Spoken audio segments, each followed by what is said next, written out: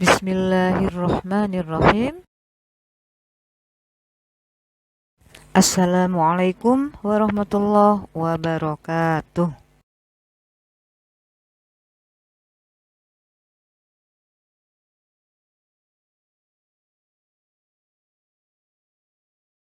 Hai kids, bagaimana kabar kalian hari ini? Alhamdulillah, mudah-mudahan selalu sehat, selalu dalam lindungan Allah Subhanahu wa taala. Amin. Kids, ini hari pertama ya kita bertemu setelah kita libur semester 1. Kemudian kita juga rehat ya dari pembelajaran online. Bifa harap kalian masih tetap semangat dan bertambah semangatnya di semester kedua ini. Kids, kembali di pelajaran bahasa Indonesia. Tema 6, subtema 1, cita-citaku. Kali ini KD-nya adalah KD 3.6 yang bunyinya menggali isi dan amanat puisi yang disajikan secara ekspresi dan tulis dengan tujuan untuk kesenangan. Okay kids, are you ready to hear and to watch? Let's check this out.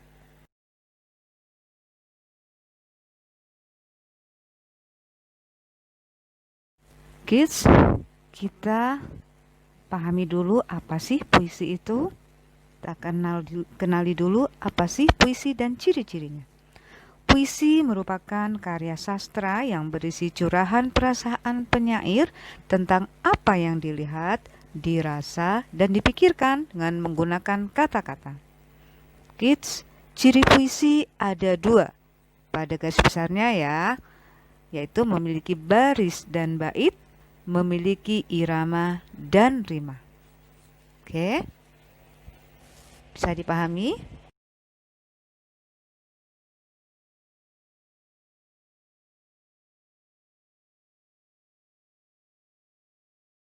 Kids, perhatikan di sini ada sebuah puisi yang berjudul Cita-Cita karya Frida.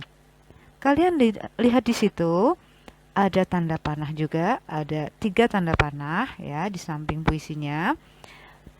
Di situ ada baris pertama yang ditunjukkan pada kalimat pikiranku melayang ke suatu masa.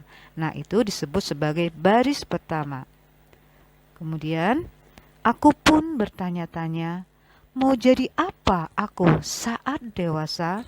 Itu merupakan baris kedua dari bait puisi. Kemudian, apa sih bait itu?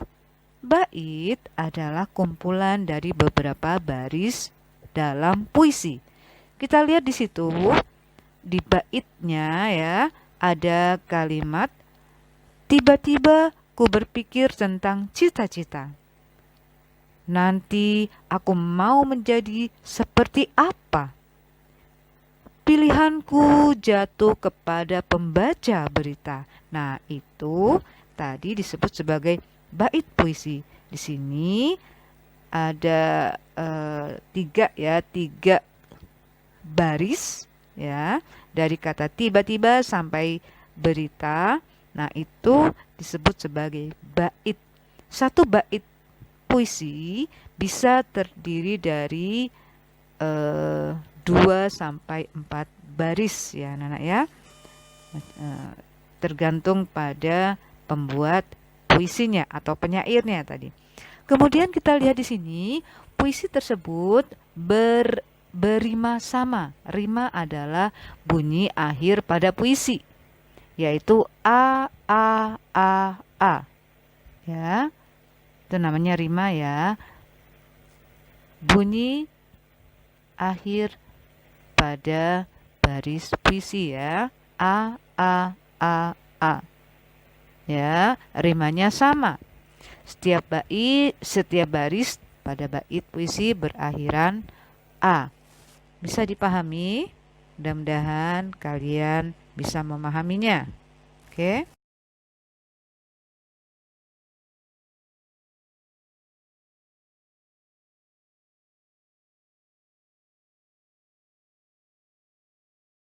Kemudian kids, kita lihat di sini ada beberapa pertanyaan dari puisi tersebut.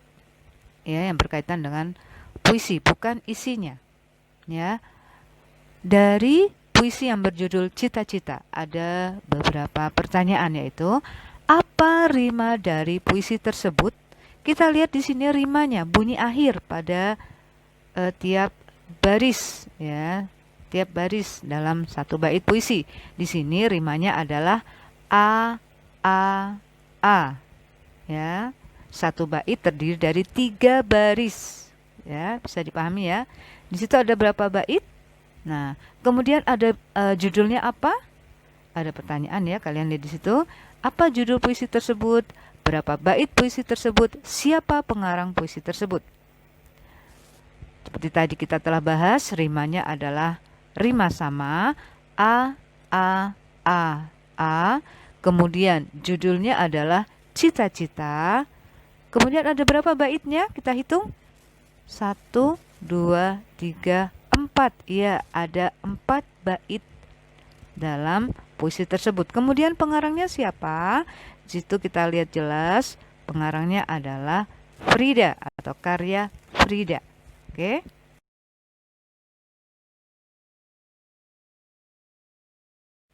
Kids, di sini ada 4 macam rima, ya, jenis rima dalam puisi. Ingat, salah satu ciri-ciri puisi mempunyai rima, ya, atau bunyi akhir dalam tiap baris dalam puisi. Di sini kita lihat yang pertama di kolom yang berwarna ungu, ya, belajar giat setiap hari tanpa jemu tak kenal waktu. Semua ku kerjakan setulus hati demi mewujudkan cita-citaku. Nah, kita lihat di situ bunyi akhirnya apa, anak-anak? Ada i, u. Hari, i akhirannya, waktu, u akhirannya, hati, i akhirannya, citaku, u bunyi akhirnya, ya, bunyi huruf akhir pada baris dalam satu bait tersebut. Nah, rimanya disebut rima ABAB. Ini polanya saja ya, anak-anak, ya. Kalian perlu ingat bahwa ABAB, ABBA, AABB, AAAA itu adalah polanya, ya, pola rima. Di sini kita lihat IU sama dengan polanya, rimanya ABAB, ya. A untuk I, B untuk U, A untuk I, B untuk U. Kemudian di tulisan yang berwarna merah, kita lihat di situ. Rimanya apa coba? Ya, bunyi akhirnya adalah A, B, B, A. Situ bunyi akhirnya adalah A, I, A. Ya, rimanya adalah A, B, B, A. Kemudian kita lihat lagi tulisan berwarna hitam, ya. Di situ rimanya A, A. Bunyi akhirnya sama semuanya. I. Ya, yang terakhir warna orange tua, ya. Coba Bu Iva tanya, apa kira-kira rimanya? Ya, benar. Pola rimanya adalah A, B, B. Situ bunyi akhirnya adalah U, N. A, B, B. Ya, ingat rima adalah bunyi akhir tiap baris dalam satu bait. Kemudian pola, ada 4 pola di sini. A, B, A, B, A, B, B, A, B, B. Oke, mudah-mudahan bisa dipahami ya.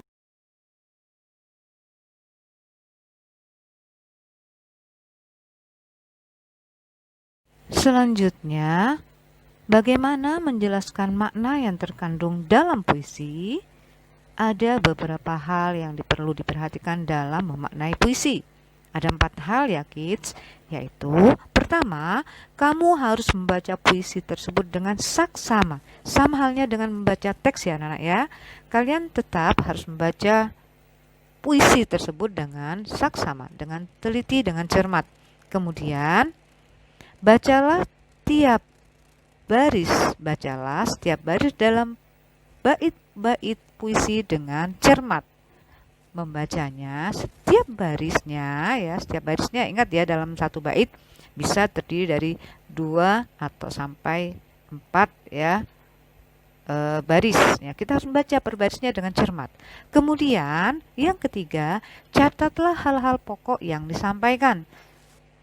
Yang keempat, susunlah catatan-catatan tersebut dalam sebuah tulisan dengan bahasamu sendiri. Nah, ini anak-anak, catatan yang tadi yang sudah kita tulis pokok-pokoknya ya.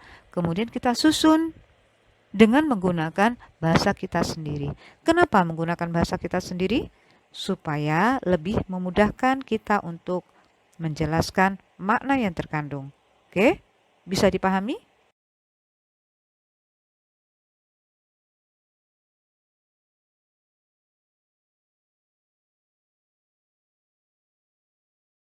Selanjutnya, kids, bagaimana sih menceritakan kembali isi puisi? Tetap ada beberapa langkah yang harus kita perhatikan dalam menceritakan kembali isi puisi tersebut. Pertama, yang harus kita perhatikan adalah cermatilah makna puisi dalam setiap baitnya. Setiap baitnya harus kita cermati. Apa sih maknanya? Apa sih maksudnya? Apa sih artinya ya? Kemudian tuliskan makna setiap bait puisi yang dibaca. Oh, bait satu ini maknanya seperti ini. Bait kedua maknanya seperti ini ya. Membuat kalimat dengan menggunakan bahasa kalian sendiri kalimatnya ya. Yang ketiga, gabungkan seluruh makna yang kamu temukan dalam puisi tersebut ke dalam tulisan. Kemudian baru kita ringkas. Ya, kita gabungkan dulu makna-makna yang sudah kita temukan dalam puisi tersebut dalam sebuah tulisan. Ya, kemudian kita ringkas. Kenapa harus kita ringkas? Untuk kembali lagi untuk memudahkan kita menceritakan kembali isi puisi tersebut. Oke, bagaimana sih contohnya? Oke, kita perhatikan kutipan puisi berikut.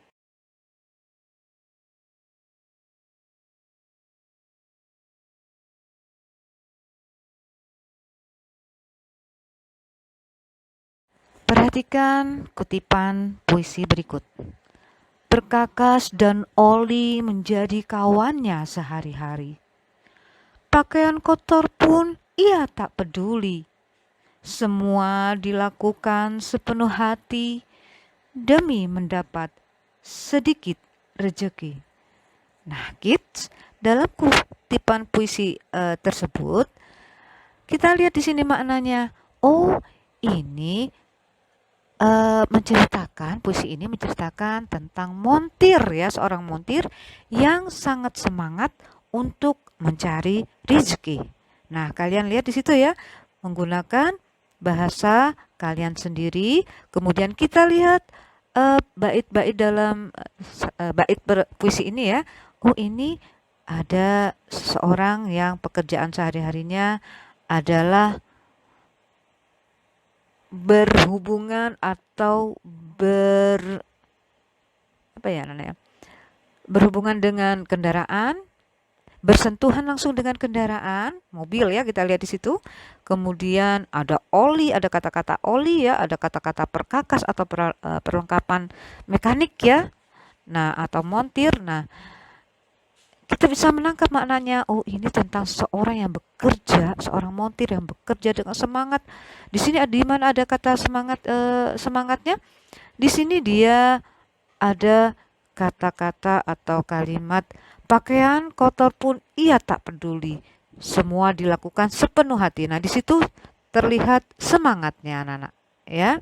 Demi mendapat sedikit rezeki, nah untuk mencari rezeki. Oke? Bisa dipahami ya? Alhamdulillahirrabbilalamin anak-anak. Sekian dulu pembelajaran pada pagi hari ini. Pembelajaran bahasa Indonesia tentang puisi. Mudah-mudahan apa yang kita peroleh dapat bermanfaat. Oke kids, pesan Bu Iva, Jangan lupa masih tetap kita eh, melakukan aktivitas 3M ya. Mencuci tangan, menjaga jarak, kemudian memakai masker, jaga kesehatan. Jangan lupa yang paling utama adalah memohon kepada Allah, berdoa kepada Allah, minta supaya kita semuanya diberi kesehatan, keberkahan, perlindungan, penjagaan dari Allah Subhanahu wa taala. Mudah-mudahan Covid ini anak-anak cepat oleh Allah diangkat dari bumi Indonesia pada khususnya dan dunia pada umumnya, sehingga kita bisa semuanya bisa belajar bertatap muka, bertemu dengan guru dan teman-teman kalian. Jangan lupa juga untuk selalu sholat, menjaga sholatnya, sholat 5 waktu. Oke kelas, kita tutup dengan bacaan kafaratul majlis. Subhanakallahumma wa bihamdika asyhadu an la ilaha illa anta astaghfiruka wa atubu ilaik. Wassalamualaikum warahmatullahi wabarakatuh.